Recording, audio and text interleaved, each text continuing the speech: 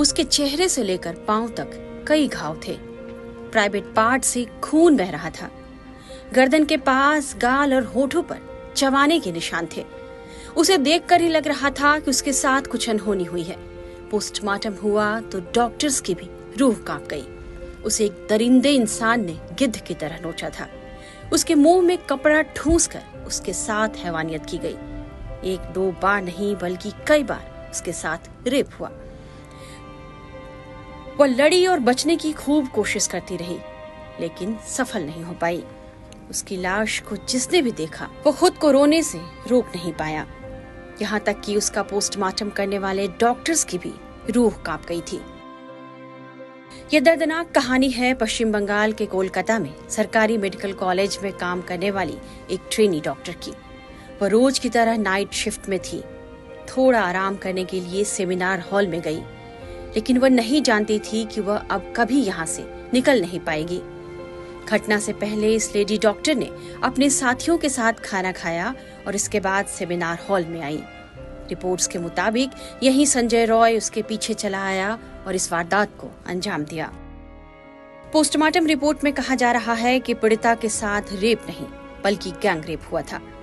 अभी तक कोलकाता पुलिस की जांच में एक आरोपी संजय रॉय को ही पकड़ा गया है, जबकि पोस्टमार्टम रिपोर्ट गैंग रेप की तस्दीक कर रहे हैं। यहाँ तक कि आरोपी की सास का भी कहना है कि यह काम संजय अकेले नहीं कर सकता। ट्रेनी डॉक्टर से हुए रेप और हत्या का मामला अब तूल पकड़ चुका है और पूरा देश इस घटना पर गुस्से में है।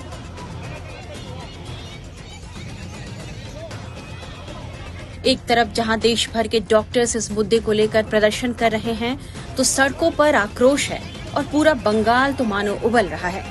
इस बीच सीबीआई के अधिकारी कल पीड़ित के घर पहुंचे और उसके माता पिता का बयान भी दर्ज किया। पीड़िता के घर की सुरक्षा भी बढ़ा दी गई है और किसी को उसके घर जाने की इजाजत नहीं। दूसरी तरफ पीड़िता के पिता ने ममता सरकार की ओर से दिए गए किसी भी आर्थिक मदद को लेने से इनकार कर दिया है। दरिंदगी का शिकार हुए बेटी के पिता ने कहा है कि यदि उन्होंने बेटी पर हुए अत्याचार के बदले में पैसा ले लिया तो उनकी बेटी की आत्मा को दुख पहुंचेगा। उन्होंने कहा, मैं तो प्रशासन से सिर्फ न्याय की मांग करता हूँ। সেটা তো আপনাকে আমি বলেছি, যদি কোনো বিচার পাই অবশ্যই গিয়ে আমরা বলেছি নবান্নকে নিয়ে আসবো।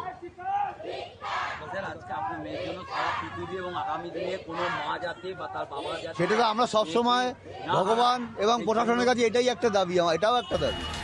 इस बीच सीबीआई ने मामले की जांच तेज कर दी है।